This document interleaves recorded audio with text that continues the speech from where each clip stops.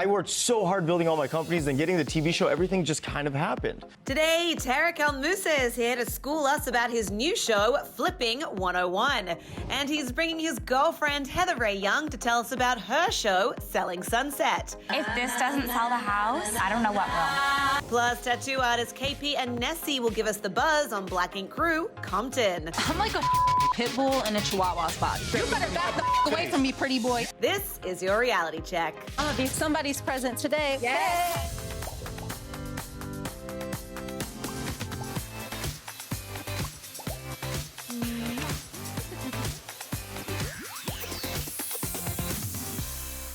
Happy Tuesday, everybody. Welcome to the show. We're still in our temporary digs, but it's okay, because I think my guest today can help me out, making it look a little bit prettier. I am Lyndsey Rodrigues. Welcome to Reality Check, although today I think it should be called Realty Check, because I am joined by house flipping extraordinaire Tarek El Moussa, who can be seen on HGTV's Flip or Flop, Tarek's Flip Side, and next year's Flipping 101.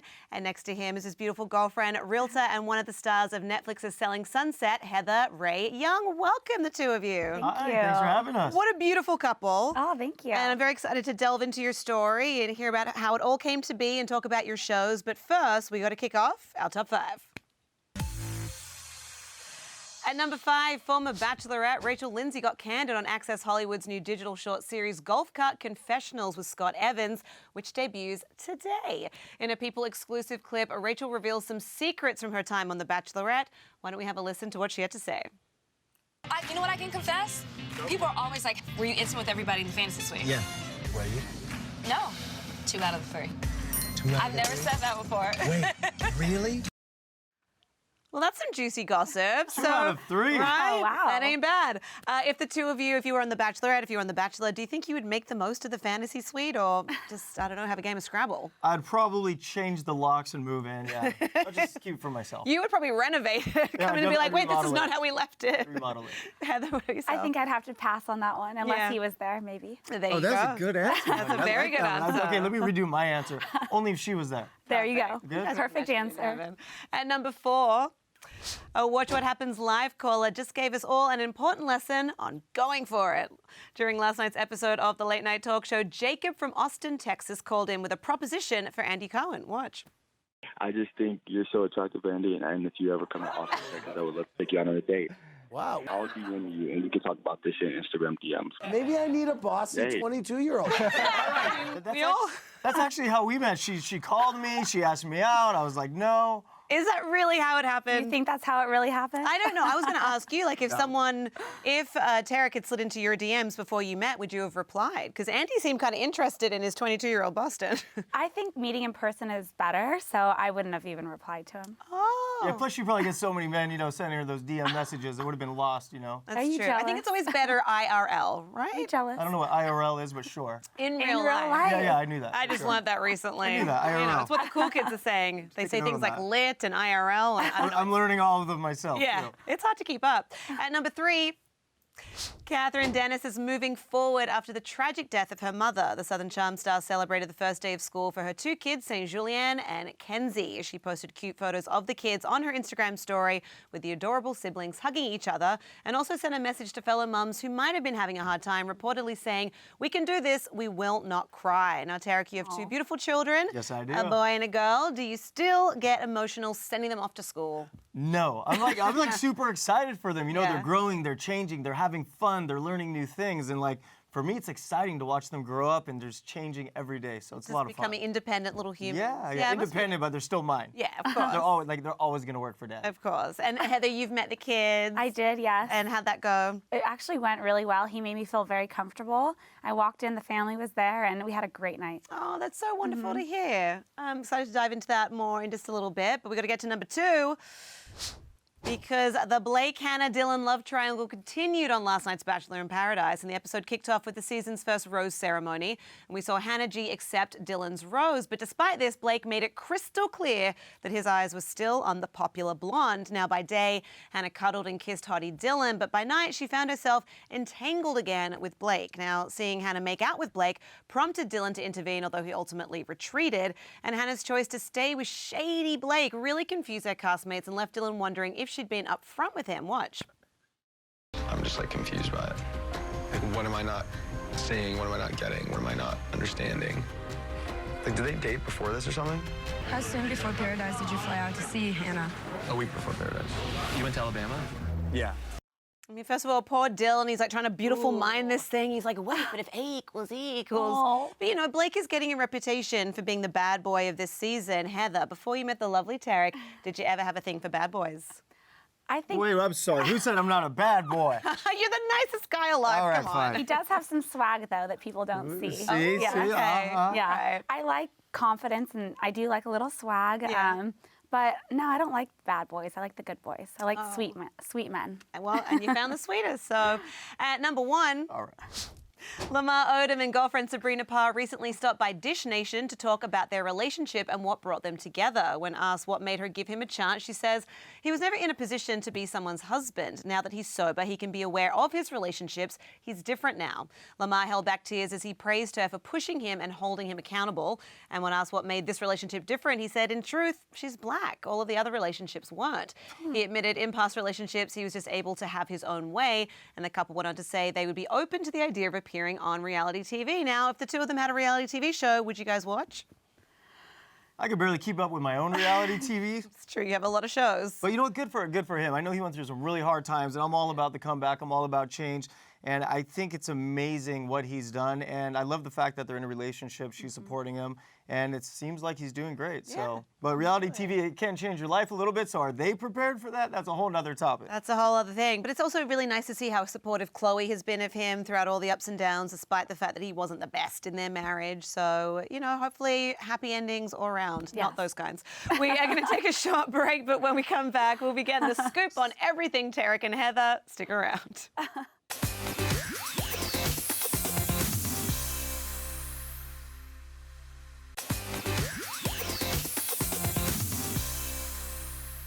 Welcome back to the show. I'm still hanging out with HGTV's Tarek El Moussa and Heather Rae Young from Netflix's Selling Sunset. So glad you guys could join us. Happy to be here. Yes. Happy for you guys. You found each other. It seems like a perfect match. You're both real estate gurus in your own right. So is there anything that you've learned from each other about the business since you began dating?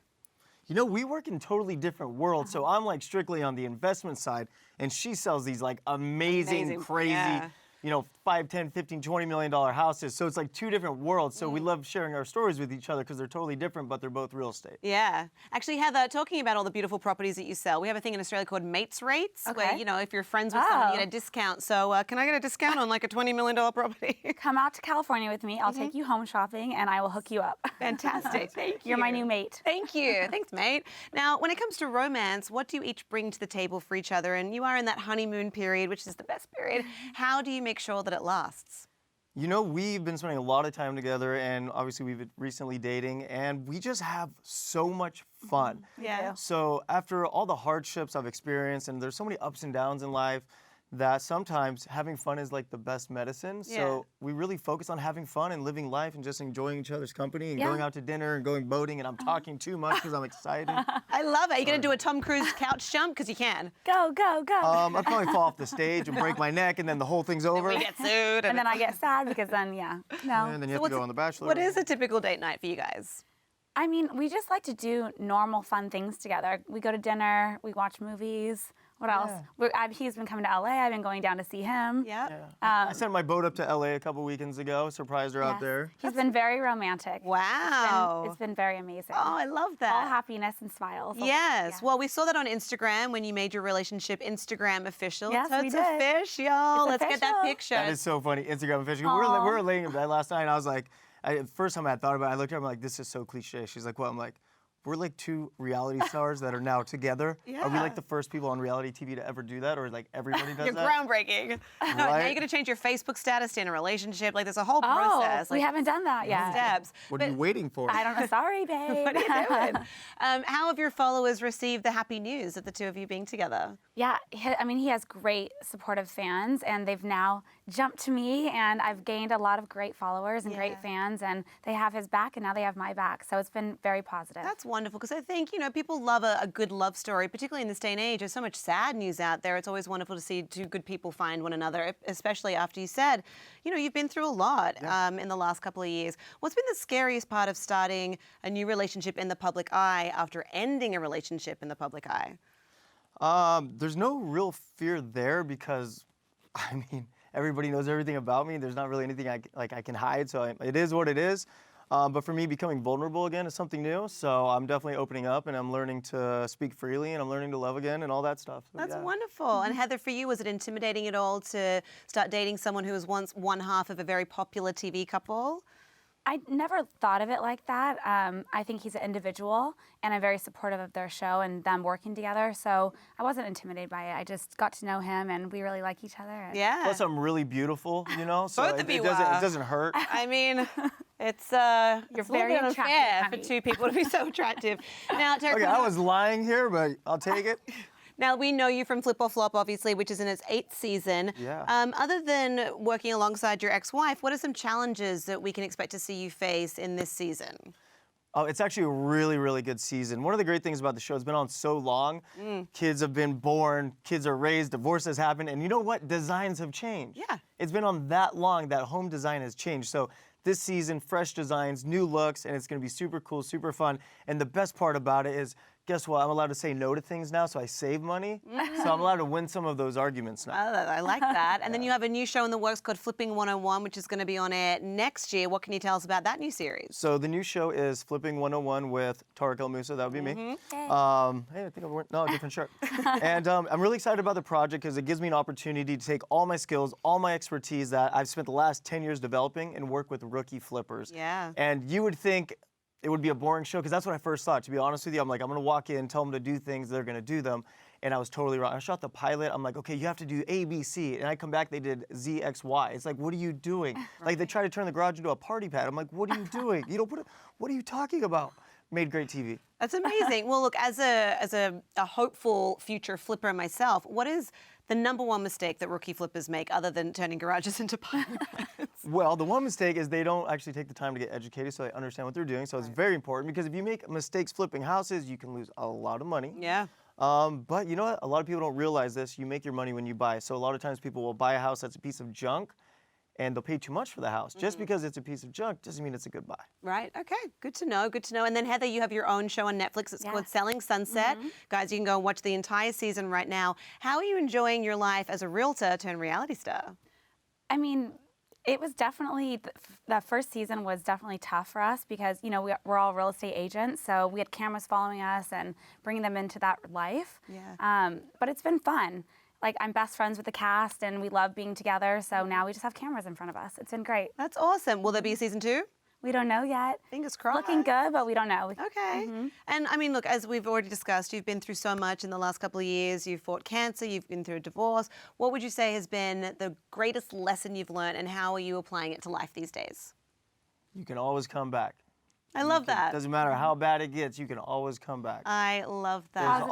There's always a second chance. Being positive. You're going to make me cry. So, on that note, guys, thank you so much for joining me today. Congratulations on finding each other, on all your shows and all of your success. And we can't wait to see how your story unfolds. So come back anytime. Yes, thank you. Of course. We are going to take a very quick break. But when we come back, we'll be joined by KP and Nessie from Black Ink Crew Compton. So don't go anywhere.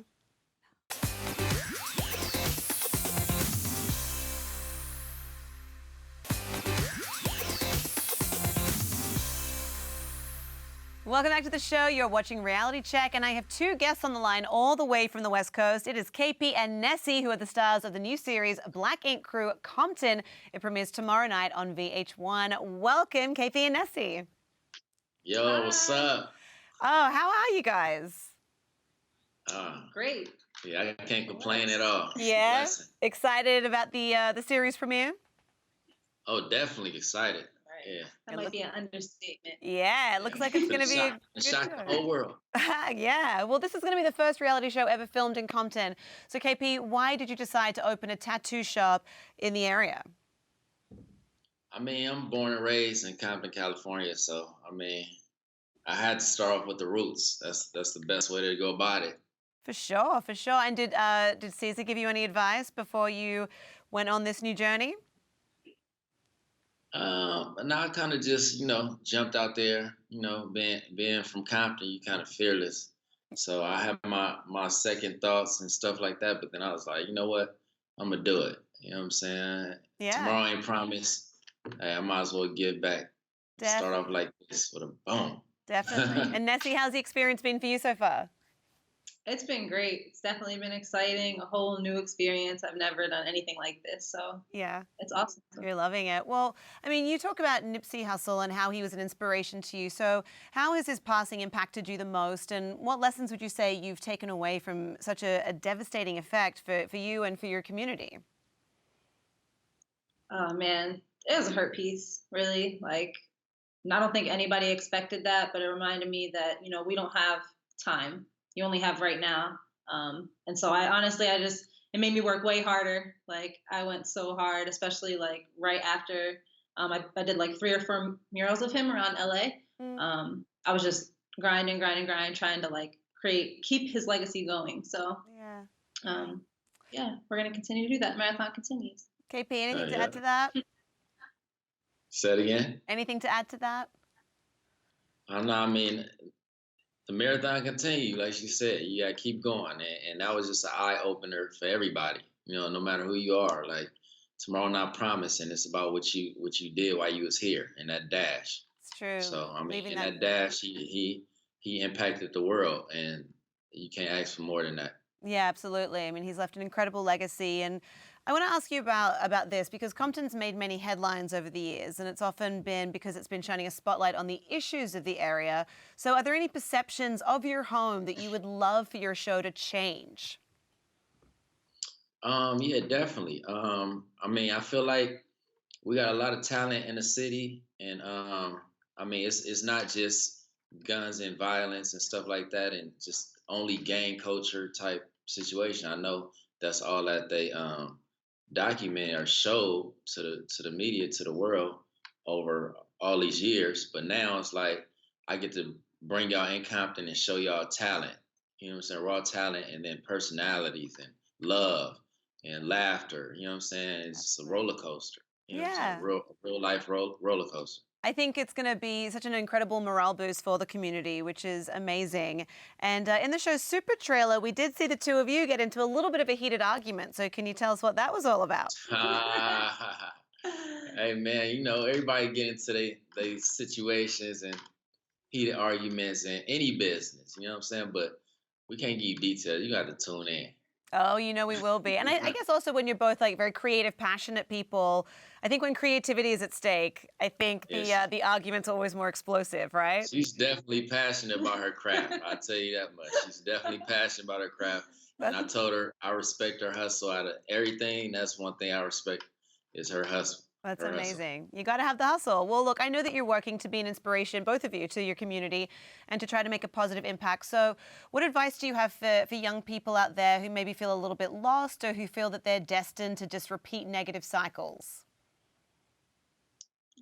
Don't give up and keep your integrity. I feel like society makes you feel like you need to become something different or do something different, or you being true to yourself is not enough.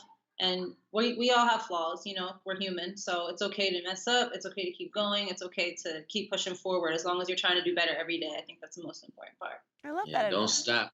Yeah, don't stop. Keep going. You know what I'm saying? Yeah. That's all you can do. Being artists and KP, you're also a musician. What are some of the greatest lessons that you've learned from having that creative outlet? Well, being a musician and being around a lot of successful producers and artists that's showing, success in that avenue, it humbled me and was like, well, I do tattoos. I've tattooed all these people, but now I want to work with them musically. So it humbled me in certain parts of my life. And now it's just like, it put me back in the mix as well, like art for art or producers and stuff like that. So it's like, they look at my art, I look at their art, and at the end of the day, it's a respect thing. You know what I'm saying? Everybody respect each other's craft. And then that's what I'm trying to spread in my shop. Like, look, it's a big business. A lot of money can be made, friendships, legendary things and stuff like that. But at the end of the day, it's still art all the way around. And you just got to respect people's craft. Absolutely. And eventually, your time will come. Yeah. Nessie, for you, I mean, how important is it to have this creative outlet to deal with stresses and things that might be going on in your day-to-day life? Is it just like a form of escapism for you? Yeah, very much so. I feel like that's like the only escape I had for a long time. Even growing up, you know, art was always like that solid thing that like I always had control of, because we don't have control of everything in life. You never will. Yeah. But that's one thing that I could always write the narrative for and control that completely. And I just want to bring positive light to that. So I love that. Well, look, you guys have tattooed some very notable people.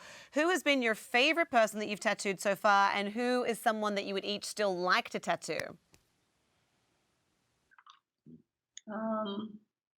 I would have to say my bro Larry Sanders. He's probably one of the biggest people I tattooed, most talented, most passionate.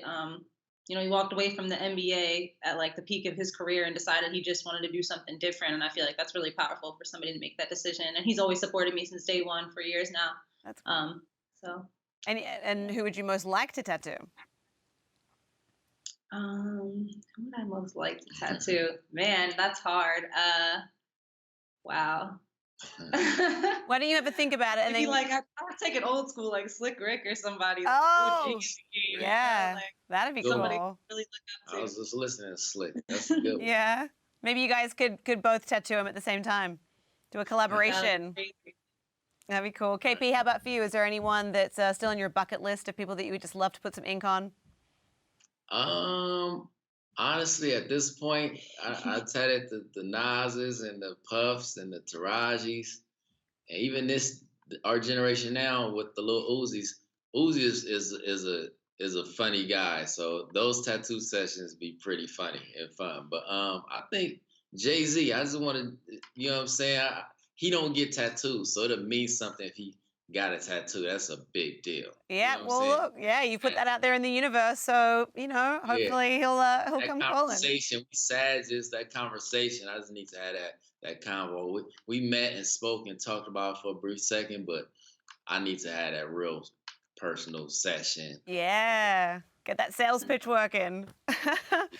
Well, KP and Nessie, it was an absolute pleasure chatting with you both. I wish you the best of luck with the new show. It looks like it's going to be a fantastic season of television. Everyone, make sure you tune in to VH1 tomorrow, August 14th at 10 p.m. Eastern for the series premiere of Black Ink Crew Compton. Guys, thanks so much for joining me. Yeah. We are taking our last break of the day, and on the other side, we're going to be hitting you with our daily moment from reality TV history, so stay tuned.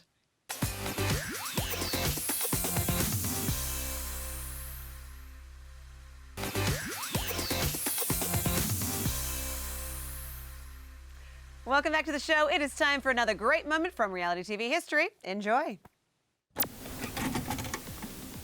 This short. Oh my God.